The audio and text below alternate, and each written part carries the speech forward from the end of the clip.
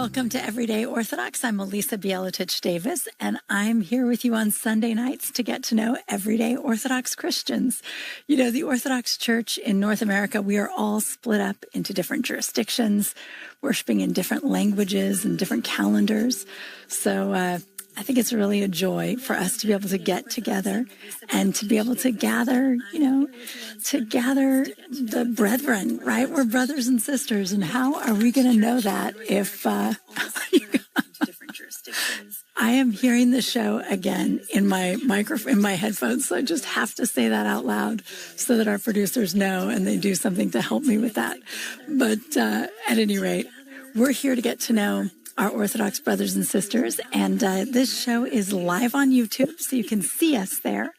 It is on the Facebook Live of Ancient Faith Radio. It is on, where else? Oh, of course, on the Ancient Faith app. We're on there with audio only. We are also on the Ancient Faith website, ancientfaith.com. And so anytime you miss the live show, you can always listen to our archived episodes. You'll find them on the app and the website and YouTube all over the place. But for our live listeners, we apologize. We're a little late tonight. You know, it's Lent, and that's how Lent is. Lent just sort of starts out crazy and stays that way. So here we go. But we're all learning patience, and it's going great. So I can't wait to introduce you tonight to my guest, because Bill Malloy is a good friend of mine. So it's always fun. As you know, I always like it when I get to introduce you to someone that I've known for a while. I've known Bill since 2010. We'll tell you the story later as we get to it when we're talking, but we have kind of a neat story about how we met. But Bill he's from Texas, but he's in Santa Fe now, and he's a wonderful guy. He does a lot of volunteer work, which I think is extra neat. He worked with little babies at Texas Children's Hospital when he was in Texas, and I know he's got volunteer work going now in Santa Fe, and also he worked on hurricane relief during Hurricane Katrina and during Hurricane Rita in 2005. So he's done a lot of neat things, and we're going to get to hear some good stories and maybe even get some ideas for ways that we might help out. So without any further ado, Bill, welcome to the program. Thank you. Thanks for having me. Oh, thank you for being here. I'm so glad to see you. It's been a while since I've actually seen you in person, so it's nice to see you on video too. But, okay, Bill, we always start out in the same place. Where were you born? Where does your story start? Well, I've been listening to a lot of the previous programs, and as in so many, I was born where I didn't live.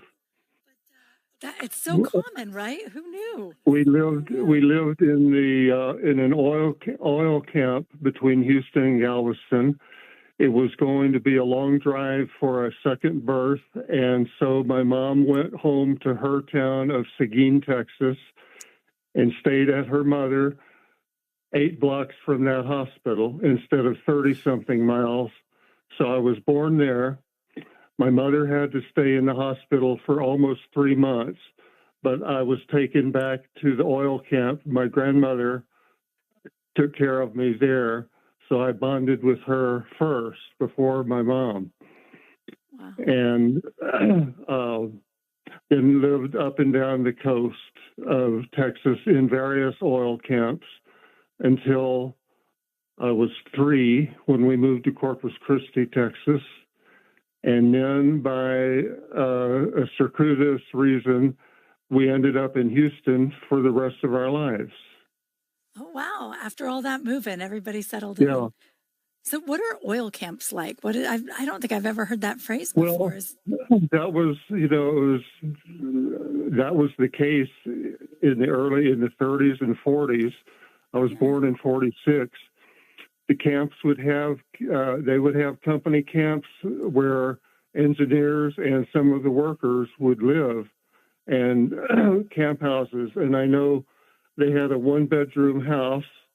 When I was coming along, they added a second bedroom that my brother and I could share, and they raised the rent from, I think, $5.25 to $6.75.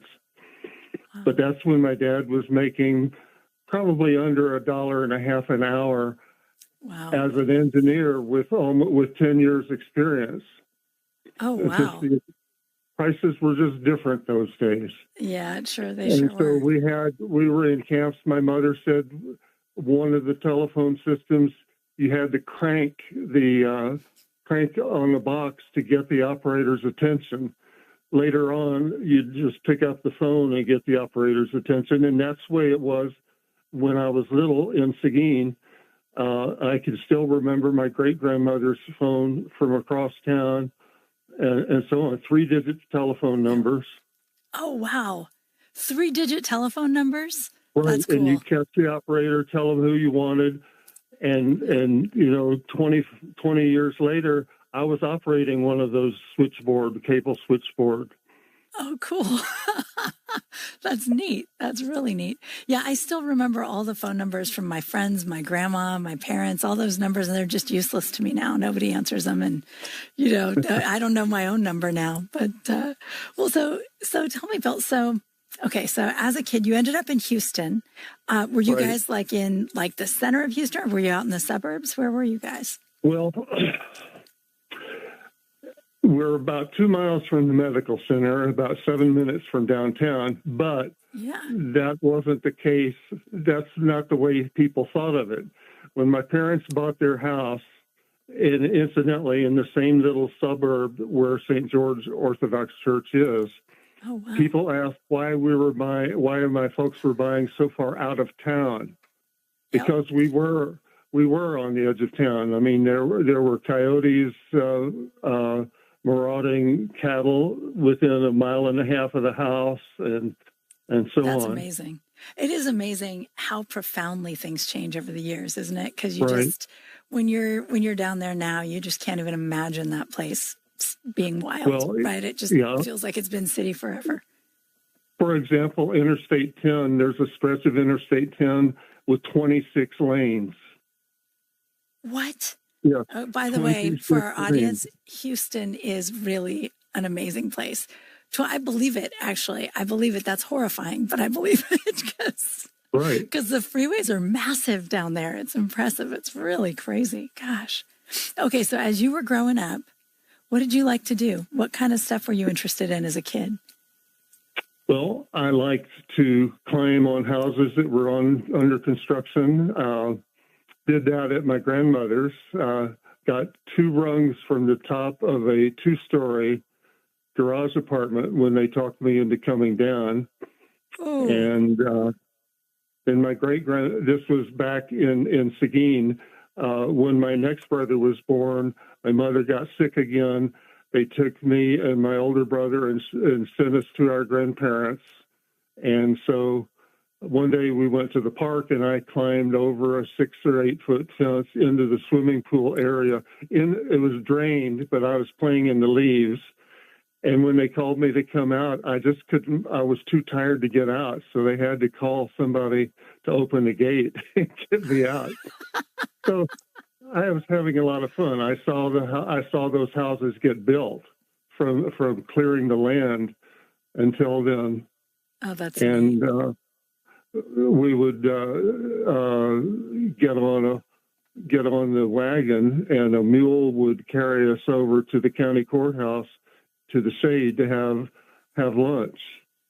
Oh, neat. So I had the big city advantage and the small town experience. That's the best, isn't it? It's nice to have both as a kid. That's really cool. Well, so as the years went by, you stayed in Houston then for the rest of your youth and high school in Houston and everything? Yes, for 2 years of university, and then I left. Oh, okay. All right. Well, where did you go first, and what was kind of your plan originally when you were first finishing up high school? Everybody I knew was in the oil business except for our next door neighbor and one neighbor across the street. And I assumed that I would go into engineering, and I started in engineering school at the University of Houston with introduction to engineering. And I always liked to see the big picture, so I was leaning toward industrial engineering as laying out an entire production facility or something. What's the best way to do that? I wanted the big picture.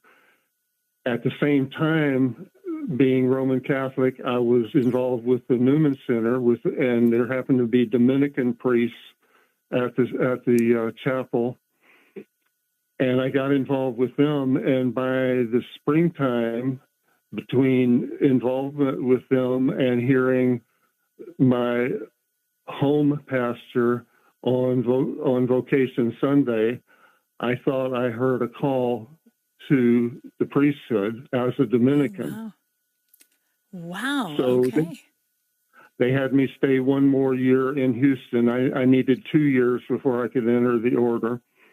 And then so I studied anthropology and psychology, and I had to bring up my Latin, and I took German and so on. And then when I was 19, I became a novice Dominican friar. Wow. So were you at all nervous about, I mean, so you felt like you had a calling to the priesthood, right? Or was it just a calling to monasticism? I think it was to the priesthood, but I somehow, since I had been around 9 years old when I chose the confirmation name of Benedict, I sort of had the idea that the religious life was more something or another than the secular priesthood. Okay. So there was something about that kind of life that drew me. And so I happened to have chosen Benedict from a list of saints that I researched when I was 9, and ended up as a Dominican. Wow, that's neat. For a while. For a while, yeah. But all right. So then as you go up, you become a novice as a Dominican friar. Were you then in a Dominican school studying still, or were you now doing something else entirely? What was going on? As a novice, you do not spend any time in school. We were brushing up on Latin, but we were basically learning the constitution of the order and living the prayer life, doing the entire prayer life in common, antiphonal chanting in Latin at the beginning, and living on a farm. It was a farmland. So I had more experience, and that was my family. My mom's family were farmers, but I had never been exposed to any of that life with them. So after a year, then we took 3-year temporary vows and went on to return to higher education. Oh, that's a neat way to do it. That's interesting, to do like a 3-year trial run. With the 2 years of credits, then they had the entire philosophy major and theology minor and educational psychology minor. Ooh. In those 2 years, they would give you everything you had to have for the bachelor's degree. And then ideally, you would go on and get a master's degree in philosophy before transferring into theology and spending 3.5, 4 more years of that. Ooh, but I never got a lot of school. Theology. It is. Yeah. And that's the Dominicans are called the Order of Preachers, but their mission is to preach and to teach. That's right. Yeah, I actually went to a high school staffed by Dominican nuns. So I remember I heard all about it all the time. But It's true. They're very dedicated to education. It's a neat mission. Right. And so how did you like it? Well, let me just say, by coincidence, my high school had been named Thomas Aquinas, although it was not run by Dominicans. They never mentioned that he was a Dominican. They just talked about their congregation. So after that, it was a good education. It was one of the few seminary schools that was accredited by the North Central Association. And it was also a pontifical institute, meaning it was the same standards as if we had been studying in Rome. And then they threw us a curve at the end of the bachelor's and had us take 2 graduate record exams, one in scholastic philosophy and one in general philosophy. So we spent an entire day writing those 2 exams. And we all did better on general philosophy than we did on scholastic, on Dominican-style theology, because most people are doing it because they really want to study that particular kind of philosophy. Yeah. It was the main part of what we did, but it was not the only part of what we did. So right. So they didn't tell you guys the big test was coming. They just sprang it on you. Not that there would be an all-day, 2, 3 or 4 hour sessions with a little bit of lunch in between. Wow, that's and then crazy. we had oral exams to get our bachelor's degree. That's you know what? They hardly even do that for master's degrees anymore. That's it's kind of a shame, actually, because that's a neat way to go. And so, do you have the kind of personality that gets really nervous about those things, or are you just cool as a cucumber? I get more nervous today than I ever did then. When you were young, you just didn't know.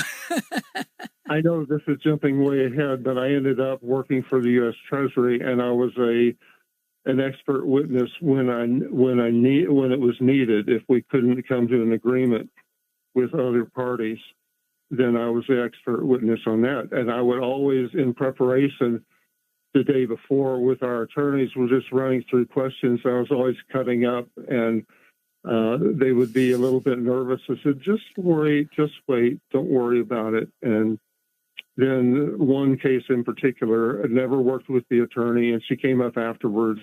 She said, you have a presence on the witness stand that I couldn't have imagined yesterday. So, wow, there you go. That was okay, but that was when I knew the subject matter quite well. But that's what we're supposed to do when we have a job. That's right. When you've been doing it for a while, you get good at it, I'm sure. Yeah, right. Absolutely. Okay, so as you're finishing up the bachelor's degree, you still have one more year on the temporary vow, right? Were you like feeling like this was the right thing for you? Did you feel like being a Dominican friar fit? No, I was beginning to feel like it was not. And as a matter of fact, during that second year of studies, which was my 3rd year in the order, I encountered an Orthodox priest who was he was the founding pastor, I believe, of St. George, that's now in Cicero, Illinois, also known as the Church of Our Lady of Cicero, the weeping icon. Yeah, I forgot about that. Father Anthony Gabriel was his name. He decided to take a Western philosophy course at our school. And one day, as we're standing in the lunch line, we spent a few minutes, and he talked to me about apophatic theology versus cataphatic theology, how in apophatic you strip away what you are certain that is not God, and yet when you've done all this stripping away, there's still a mystery. Yeah. And that, in contrast to cataphatic of speaking about this is this and this is that, and here you build up a system and say this is God. And Thomas Aquinas had 5 different proofs for the existence of God that were built on that kind of reasoning. And I had to choose one and write about it. And I'd had a lot of trouble, especially with the final sentence, and this all men call God. I had a lot of trouble with that, and it made perfect sense. What Father Anthony told me made perfect sense to me. And I was having there were other issues. So I took a leave of absence at the end of my bachelor's degree, still under vows for a year. And I had friends from Houston who had businesses in Vail, Colorado. They said, look, you need fresh air. Come work with us. Come work for us. And I said no, until my parents contrived a trip to go see them. And I saw it so beautiful in August. I wasn't concerned about the snow so much as how beautiful it was even in August. And I said, what can I do? And they said, go pack your things and get over here. So I spent a year's leave of absence, with a remarkable thing. I was required to stay in touch with a Dominican friar, and there was a Dominican parish in Denver, and the new pastor there had been my father confessor in Chicago. Oh, perfect. So I had the continuity. It was really amazing. That's really handy. So it's helpful when you're trying to weigh things out, absolutely, right? It's so helpful. Right. And my vows expired a year later. I sort of wanted to go back, and think about it now, it's kind of heartbreaking that the prior, the head of the house where I was living, said, look, nobody knows what a priest is anymore. If you don't have a good idea of what you're going to do, then you probably don't belong here. And that was all part of, this was 68, 69. Priests had been leaving right and left. They had been marrying lay women that they knew. They had been marrying sisters that they knew, Dominican sisters. So many of them in the Chicago area married Sisters of Mercy. We started calling them our sisters-in-law. I mean, we had Dominican sisters, but the Mercy sisters were our sisters-in-law. That's funny. It was just great. It was total chaos. The priest had to get released from their permanent vows as well as from the priesthood.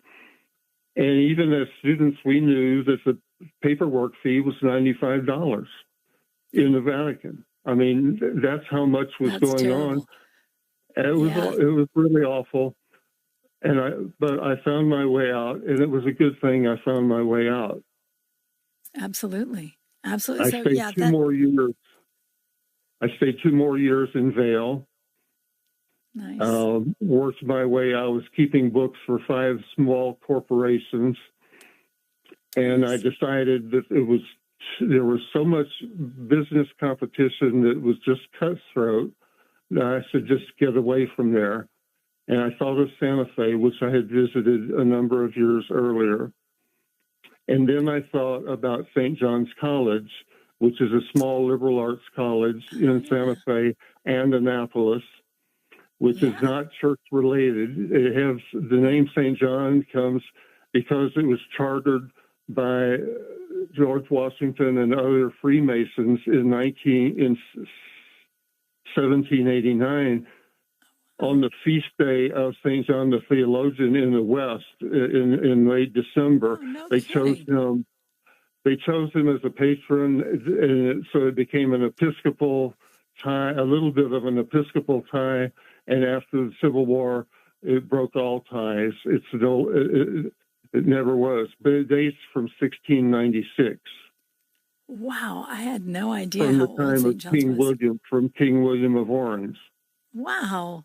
That's neat. That's quite a history. It's St. John's is kind of like a great books program, sort of, right? It's like it's a different sort of education. Right. And really in line with my industrial engineering interest and then the philosophy interest that developed as a Dominican, this was even so much more because it was a broad spectrum, not only of so-called humanities, but 4 years of science, including music, chemistry, biology, and 2 years of physics up to and including atomic physics. Wow. Everybody does it. You don't transfer anything in. And I was able, thank God, to get my own loan. I was 25 years old. I got my own loan. I had my savings, and I put myself through what really was my dream college. That's neat. Well, you said you're a big picture guy, right? Like you like the big picture. Right. That's really the big picture, right? Then it includes everything. That's so neat. I ended up with 2 bachelor's degrees, 2 4-year programs. And then after that, when I moved back to Houston, I took other things, accounting, psychology, growth and development, and so on, that I wanted to know more about as well. Yeah. So you like school. You like learning things. Yes. I was 31. Well, I was 32 when I stopped taking classes. Okay. I 5 gap years, but yeah. But on and off, that's a long time. I did that's a lot neat. on and off, yeah. That's cool. All right. Well, then, so let's think. So then you're back in Texas now, back in Houston. And is your family still there? Was everybody still in Houston? That was the amazing thing. My dad, with all the moving around you do in the oil business, really the reason we stayed, they asked him to come from Corpus Christi to Houston to take over a job. And he said he would if he could stay, because my mother's illness, he wanted some stability for her to get the best medical care possible for her, because she would have breakdowns every 3 or 4 years each time she had a child, but then every 3 or 4 years after that on until 1970. I mean, 30 years of marriage like that. So he stayed. And here he was from Pittsburgh, where he had grown up riding trolley cars and never owned a car, never drove. Yeah. Wow. He ended up driving 1,200 round trips between Houston and Austin, representing his company before the Railroad Commission. Good golly. Which covered it's not a bad drive, but it's a long drive. That's a lot. Right. That's a lot of times to drive. Right, 1,200 times over 34 years, and it's quite a deal. That is funny. That is really funny. Okay, so I went back. I had $95 and a big loan, so I went back where I knew I could get a job. Well, that makes sense. That's smart. That's very smart. So what sort of work did you start doing? I went to the Veterans Administration. Oh. And I was working part-time there, and I was a cashier at a downtown deli. There's over a mile of underground tunnels connecting Houston office buildings. And so there was a lunch, it went from lunch till the going home time, a rush people would get before they carpooled home. I did those 2 things.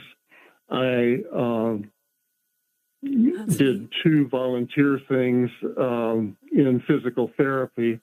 I'd had a bad accident in Santa Fe and had therapy for a couple of years, and was interested in that.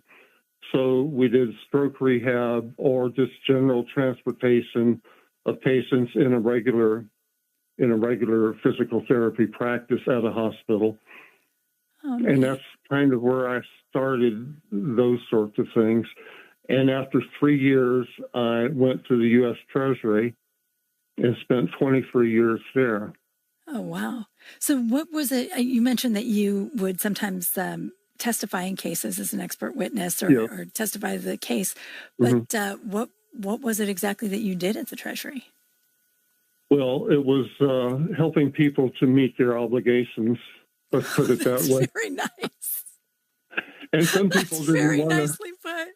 It was a service. It was a service, and a lot of it had to do with finding people that had sort of dropped out of the system, helping them back into the system. Helping them back into because nobody wants to be off the grid. It's very nice of you to help them back into the system so that they could pay their debts.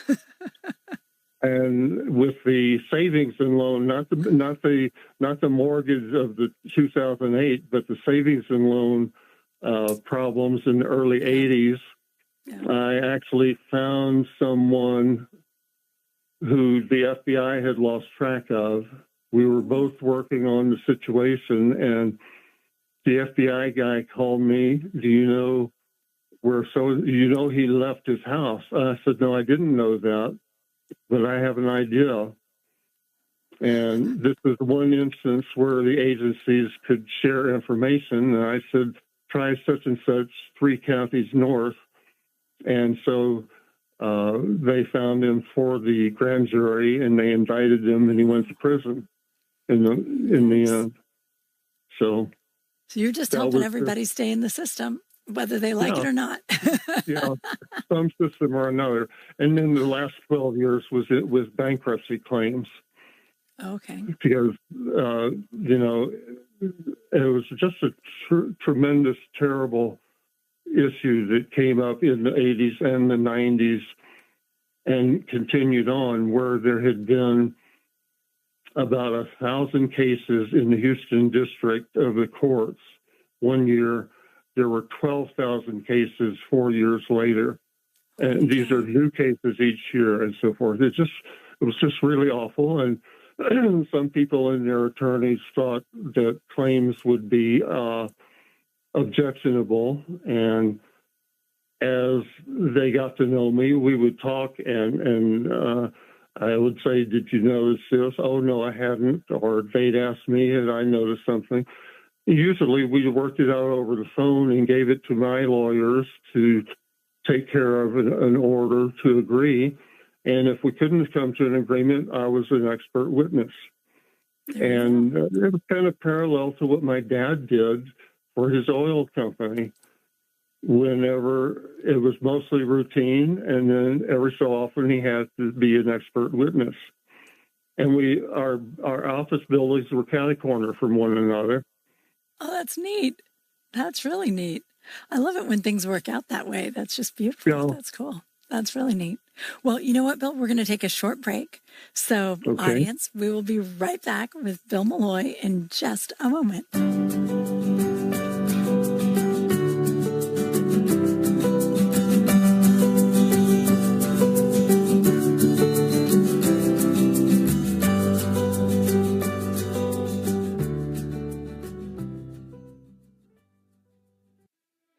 This March, join us for the 31 Books of March sale event at Ancient Faith Store. In celebration of the event's 10th anniversary, we're offering a large selection of books at 50% off every day from March 1st through March 31st. Over 150 titles reset each morning at 9 a.m. Central. Explore books on Orthodox faith, theology, history, and more, all at a discounted price. You'll also find children's books and titles by popular podcasters and hosts from Ancient Faith Radio. Each day brings a fresh collection of books at an incredible savings. Visit us at store.ancientfaith.com. There's not a day you'll want to miss during the 31 Books of March.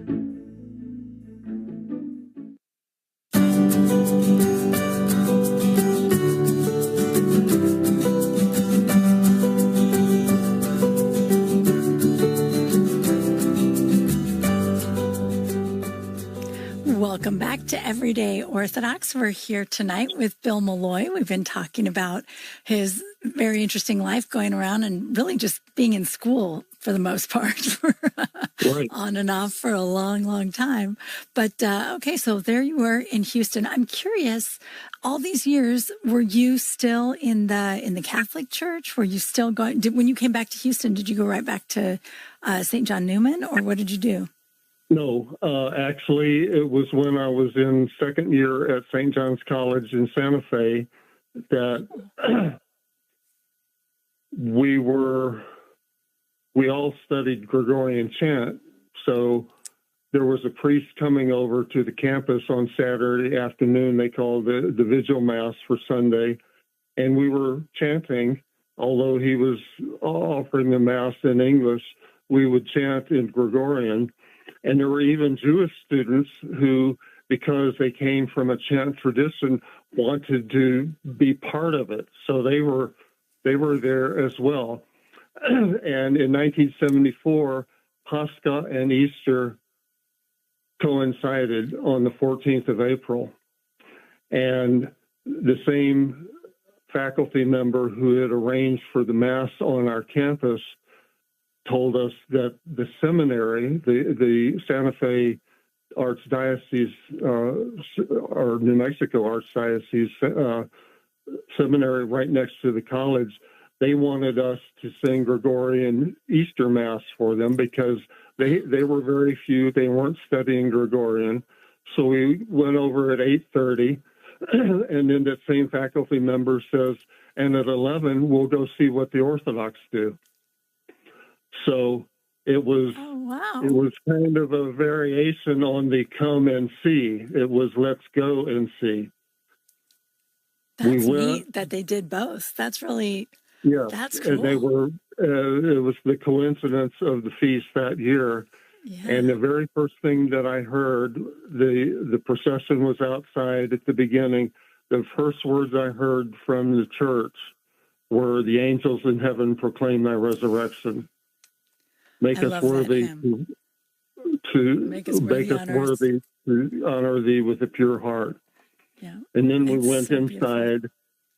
It was so crowded that literally there was a woman who had to go check her baby every so often. And literally you had to just lean against the wall and take the weight of more people against your shoulder so that she could get out and then come back in. Wow. And basically, I never stopped going back. What church was it? Where were you?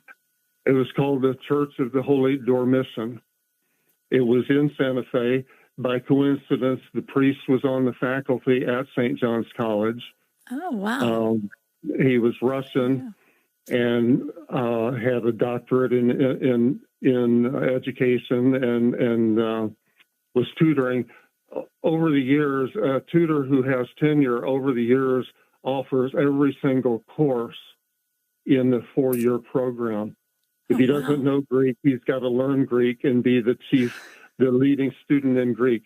If he doesn't know calculus, he's got to learn calculus. Or let's say gets to learn calculus, because the whole thing, again, it's the big picture, not the arts and sciences. The liberal arts are 4 sciences and 3 arts. That's so neat. There he was.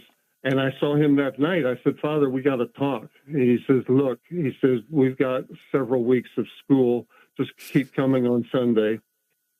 So with Thomas Sunday, with all the chanting of Christ is risen, by Thomas Sunday, I walked home to the campus singing Christ is risen in 3 languages and 4 melodies. I had memorized them. I had 12 versions that I was able to sing on the way.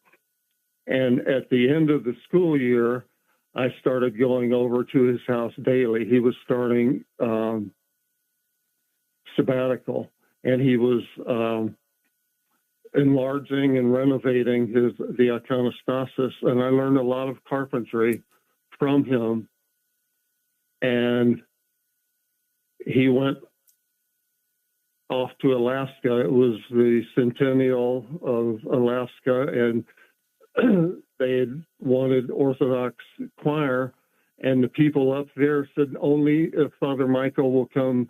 He taught us when we were young. We want him back to conduct us." So I was on my own for the summer. I started junior year, and after 6 weeks, I just couldn't take it anymore. I had some financial difficulty, and I simply left and went to Houston to spend a year. Actually, I was reading The Way of a Pilgrim and each night before I went to bed. And one day I woke up and I said, "I've got to get out of here." And so I went over to the college and withdrew, and I had a little Beetle Volkswagen, and with the carpentry and the geometry that I'd learned, I converted it into a camper. I never had to sleep in it in bad weather, but I could have. Oh, that's neat. That's and really cool. Then I what does that look like? Wait, I'm trying to picture. What does it look like when Beetle? I took the passenger seat out, and I took the back seat out, and had level wood, and where the passenger seat would go, I had cabinets, so I could had things that I could hold in there, and then lay a pad on top of that to sleep. Which I got a tent as well. I didn't have to go do that, and that's clever. So though that's a good idea. I painted my parents' house. I painted my grandmother's house. I painted we pretty near took everything out, all the hardware and everything out of her rent house, and even refinished the floors and everything. Oh, wow. And at Valentine's Day, I delivered flowers around Seguin, and they said, "How can he do that?" They said he knows, because I had driven my great-grandmother and my grandmother around. We'd drive 100 miles, no more than 20 miles out of town, and they would tell me stories about this place and that place. So there was a home no one could find. Three locals couldn't find this place. And my grandmother says, "You know where the creek is?" "Yeah, I'll go down there and the backside of that house there on the creek, knock on the door and deliver the flowers." So I did. And she was right. And she was right. Yeah, I mean, Cool. even then, this was long before I got a job finding people, but I knew how to find my way around that town. Yeah, no kidding. That's neat. That's really cool. So I became Orthodox. I spoke with the priest. We spent the Saturday before Pentecost, talking. What turned out to be my life confession, I guess you would say. Yeah. And he said, "Tell me your story." And I talked with him about it, and I told him about my problem with the filioque, that it never had made sense, even when I learned about it in high school. And he had a stack of papers written by an earlier graduate of the college, and he would just with his fist, he would just grab and pick up a few papers, and then he would just grab and open a page. He wouldn't leaf through. He would just open a page and find a sentence that spoke directly to what I had just said. And this happened, I do not know how many times, but time and time. He rarely said anything of his own. He read from this. She was at the Harvard Divinity School at the time, getting a master's in divinity. And she's now an abbess in California. Oh, wow. So it was just the most amazing thing, because he just didn't give me any feedback other than at the end, he said, "You didn't know it, but you've been Orthodox all your life." That's neat. And that must have felt reassuring as you're coming in, right? Like there's nothing you need to change. This is just going to fit you like a glove. Absolutely. That's And neat. so the next morning on Pentecost, he received me. Wow. So I had this 50-day exposure, and I'm Orthodox. And of course, wait. That's the same Pentecost after the first Pascha. Right. When I Oh. never stopped going back. Wow. And that was 51 years ago, coming up this spring. Yeah, well, I think it's stuck. I think you were in the right place for sure for I you. was. And it fit exactly right. That's amazing. Because generally speaking, that is one of the harder things about converting, is trying to wrestle with the theology, or trying to, to try to weed out beliefs that you don't want anymore. But when when you've been accidentally Orthodox the whole time, it works out very nicely. My goodness. Right. And even the liturgical philosophy, the liturgical theology I had as a Dominican, I saw a certain way that the Vatican II reforms, I won't call them reforms. I think a lot of it was invention. I knew this was counter to tradition. I didn't leave the Catholic Church, though. I simply found my way where I belonged. Yeah. And I take it as I can tell history of several generations and going from here and there, Protestant on my grandmother's side and Catholic on my dad's side. But they were all Orthodox earlier. They were all Orthodox before the schism. And I'm just back to the true roots of my family's faith, from which, for whatever reason, they strayed, partly because they were led away. Yeah. Well, and I mean, for everyone today, right? in general, most of us just kind of are where history put us, and not really, it's not really like we've all sat down and evaluated it. And for a few of us, when we do so, we end up moving around. But it's, gosh, that's really amazing. That's interesting. How beautiful. But so you're in Houston. Did you continue going to that? I go to various churches. With those carpenter skills, I made some rudimentary royal gates for a couple of priests in little missions. That's great. And then I found my way to St. George Antiochian Church, because although it was probably over half Arabic people, still it was using more English than anyone else. Okay. And so there was a call one day, somebody needs to fix some ping pong tables. And I said, I'll do it. And I got over there. I said to Father John Namey, I know you knew him at the camp. Yeah. Father John Namey, God rest him. Yeah. I said, Father, I'll be happy to get a sledgehammer and take these pews out too.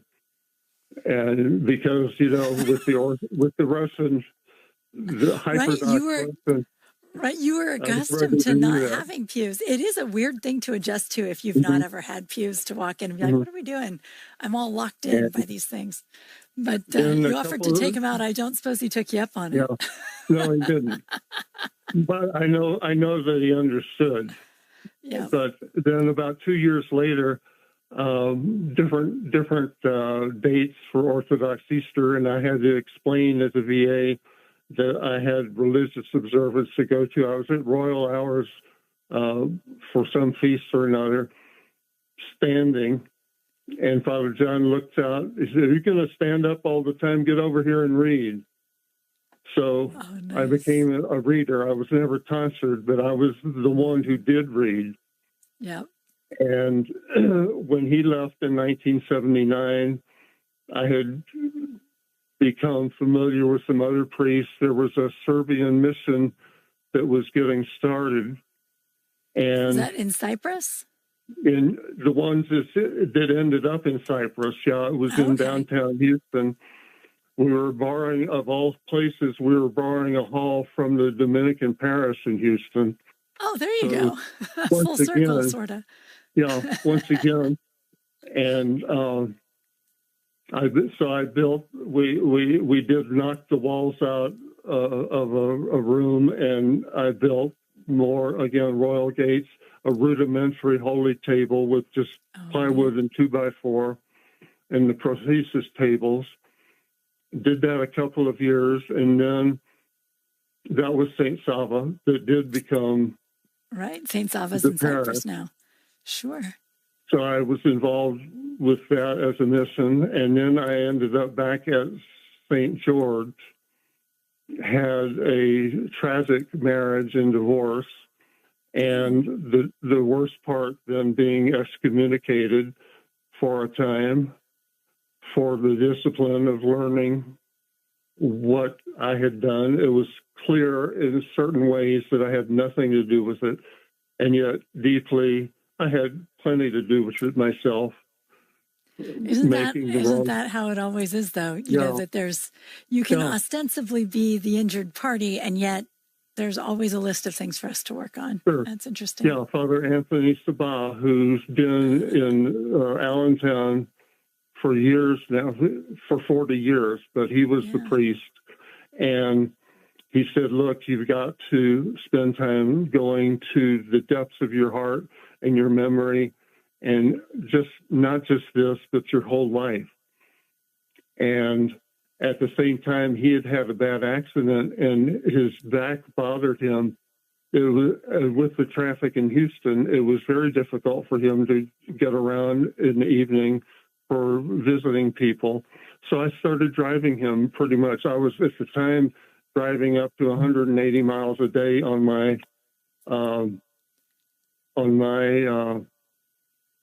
job, and then we might end up going 50 miles in the evening somewhere or another, to a funeral, to just somebody's from the old country is arriving, and go greet them. And so I spent every day with him practically. Wow. And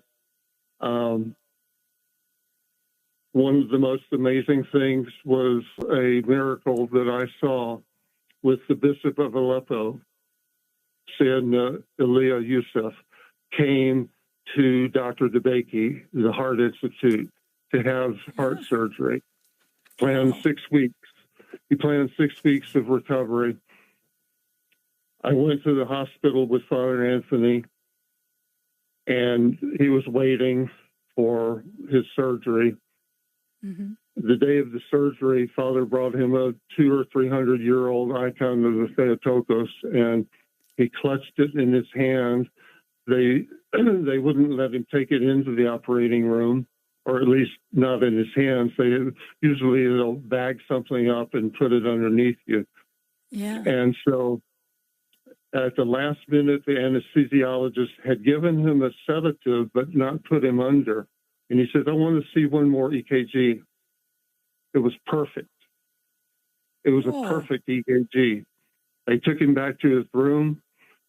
He had been sedated, but he sort of wakes up. And there he was.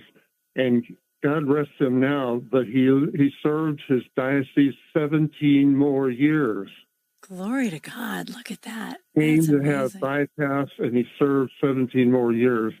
And the most amazing thing, because he had booked the time in Houston, he stayed. And I drove him and Father Anthony out to a suburb one night to visit people from Aleppo. And on the way back, the two of them sang the Divine Liturgy in the fifth tone in my car. Wow. I mean, it sanctified my car for sure. Right. And isn't that beautiful? I wasn't sure about how many years he served again, but I called Father Anthony last week, and he called the Patriarchate. So I've got connections. I can say with good authority. I've got connections that way. Well, anyhow, fantastic. there was another mission. He wanted to do an outreach. People said, "Oh, Father, you're going to break up the parish." But 4 of us sat down, and you know 2 of them. You know 3 now. Yep. Jake and Diana Angelo at their kitchen table, and it started there. And then we had in the clubhouse in their neighborhood, and then the first Mass of the Catholic Church. And it took 28 years. We had one site and one building, and then moved to another. But at the first site, we were having a blessing of Vespers, and it was a very cloudy day. And it was an outdoor Vespers. I was out on the street taking photos. I'm a very visual person, and during the Song of St. Simeon, where it said, a light to enlighten the Gentiles, the clouds opened up, and they shone on the table that was serving as the so-called altar at the time. And I still had my carpentry skills, and we needed something. I made a little cube out of pine to be a tabernacle for a time being. It was just white pine, and I thought, well, it needs to be varnished. So I picked up something, not knowing anything, and the wood turned gold. Oh, wow. When I varnished it. And we had it. And then, like so many things, they get passed from mission to mission. Mm-hmm. And I know that a couple of years later, I heard it was in Las Vegas, Nevada. Oh, that's great. It's now a parish. What a beautiful thing to have built, not just that one, but also the temporary altars and the royal doors. Because, they all get passed around, right, as people are struggling to put something together. And that's neat. What a lovely thing to have contributed. So what happened is it took 28 years before they got to the site where they are now, St. Anthony in Spring, Texas. That's right. A wonderful parish, too. I mean, I was there when a growing place. I was there when Bishop Basil consecrated it. And once the very next weekend, they consecrated St. Sava. So I was able to be at the consecration of the temples of these 2 mission parishes that I had been helping out a little bit at the beginning. Mm-hmm. That's neat. That's really neat. You know, when the parish in Spring, like a lot of people have converted there. Like that's really neat to have been a part of that founding four that put that together. Mm-hmm. And then, of course, St. Sava in Cyprus is a wonderful parish. And as you know, years ago, my daughter was in the hospital there in Houston at Texas Children's Hospital. And this is related to our story of how we met. But when she was in the hospital there, the priest from St. Sava's came and visited me. And he was just, what a wonderful guy and just a beautiful thing. It's a wonderful parish. It's very special, I think, to be a part of the founding of a mission. Right. But so you and I got to know each other by kind of a funny coincidence, actually, kind of an amazing coincidence, depending on how you think about it. But just to tell the audience. But I already knew. I'm going to let you tell the story. Yeah, okay. You tell the story, because that's the funniest thing. After Jake and Diana had moved to Austin, their daughter Jennifer was in Austin, and we still, this was before internet, or at least before Facebook or anything like that, we were still all members of a prayer group that was centered in Houston. And so we got the word, there's this little girl born in Austin who needs a liver. And so we're praying for her in the summer. And then this one day in August, I guess it was, we got word the liver is available. And God bless her, Mariana got her liver. Thank God. And about a year later, I saw my nephew who had been living in Austin. And I said something about my volunteer work at the neonatal ICU at Texas Children's. I said, it's so nice to see a healthy baby. And my niece says, yes, the lady next door had a baby that needed a liver transplant. And I said, oh, Mariana. And she looked, and there you were, right next door to my nephew when your daughter and his son were born a few weeks apart. Yep. So I knew about you before I ever met you, which I guess when she was about 5, and I grabbed you coming to Houston for Texas Children's. That's right. That's right. Well, and it's such an interesting thing because I've met people before where one of us was praying for the other before, and you feel like old friends because you're already connected through prayer. And it's if you ever wonder, about the power of prayer, it's an interesting thing to pay attention to. But if you've prayed for someone, just a random person on a list, and then you meet them, it's like, they're your cousin or something. It's cool. It's really neat. But yeah, that was a crazy coincidence too, that you would have known us through Jen and Diana, who I know, and then through my neighbor as well, being your nephew. That was really cool. But you worked at TCH, right? You were, no, what did you do? I volunteered you volunteered, there. You volunteered. I volunteered for 14 years. Well, it was still work. You just weren't paid for it. Yeah. They have a wonderful volunteer program. Well, there was a time I had been ill in 97 and in a coma for 17 days. And after I visited a few weeks after I was released, I went to the to the ICU, and the nurse there told me, I knew you were going to die, but we never see anybody again, so we don't know. But I knew you were going to die. And I said, well, I knew I wasn't, but I didn't know I was sick. Because in the 17 days of being out of consciousness, the first thing was, I guess, from Psalm 83, or no, 118, I forget. The verse is, I shall not die, but live to proclaim the glory of the Lord. What I heard was, you will not die. You will not die. I knew that, although I didn't know how close I was. I didn't know I was out for 17 days. Gosh. And so I was spared, and I was wondering, what am I supposed to do with this? And after a couple of years, a priest, it was an extra priest who was living in our parish, his grandson, who was about 2.5, was going up and down the aisle on the side. And I just held my arm out, not to arrest him, but just to offer him a place. And he came across my body to my heart. and put his hand and started rubbing. And I said something to his grandmother, oh, he does that all the time.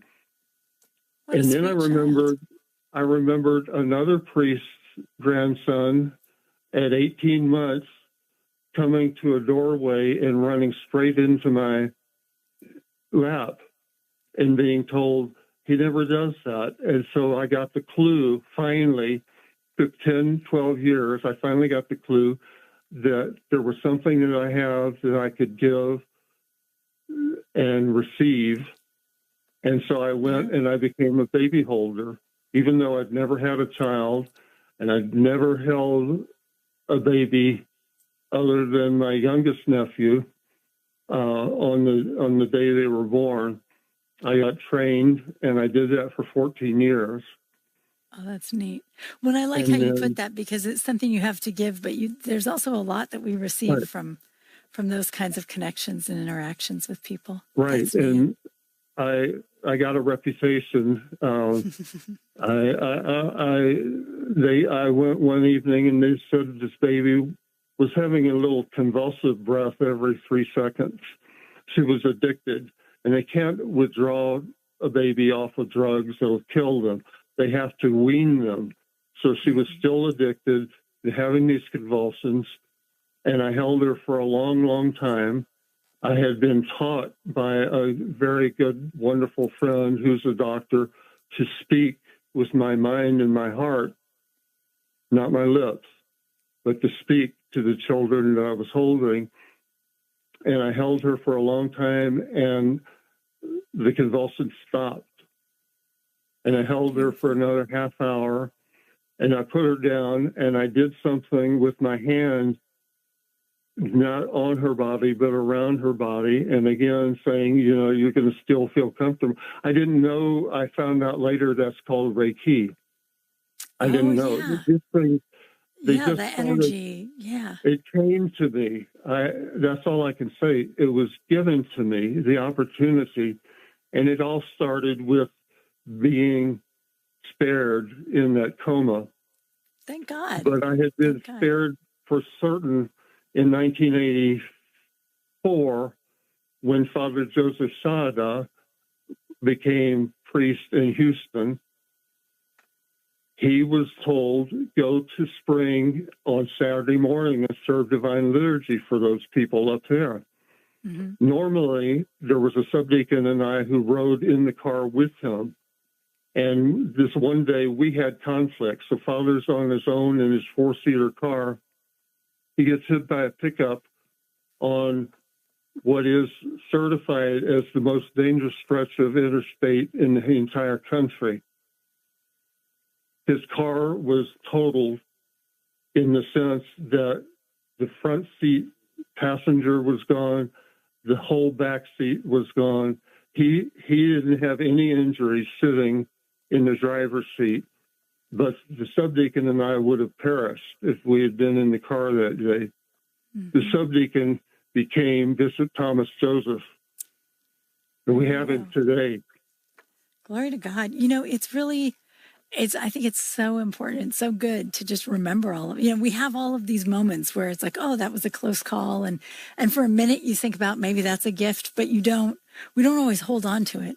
Right. Mm-hmm. I sometimes tell my kids, you know, write it down, just have a journal of all these times when you've felt God and when he's intervened, because when we hold on to that through the years, it's really helpful to us. It helps us. But gosh, Bill, it's so beautiful. I feel like you and I could talk for hours because we probably could. Yeah, we probably could. Well, especially both of us with our ADHD, we actually really could. But yeah, when you first brought this up to me, I was terrified, and I've always the ADHD. I've told you. I had to retire on disability 3 years early because I could no longer, in the office situation that I was in, I could no longer focus on my job. Yeah. So when I look back at my life, I saw how many times things got out of whack and turned directions and so forth. And it's really helped me to go back. I learned a lot about myself and about God's help through getting ready for this very frightening interview, which hasn't been that bad after all. Glory to God. You know what? People say that a lot. They say it's useful to think. I got a chance to think things through and remember old things. Yeah. It's good. It's a blessing. Thank God. I'm so glad. Bill, I'm so glad you came on the program. Thank you so much. I am too. And thank you to our audience for joining us. Thank you. And we'll see you next week with another Everyday Orthodox Christian. Good night.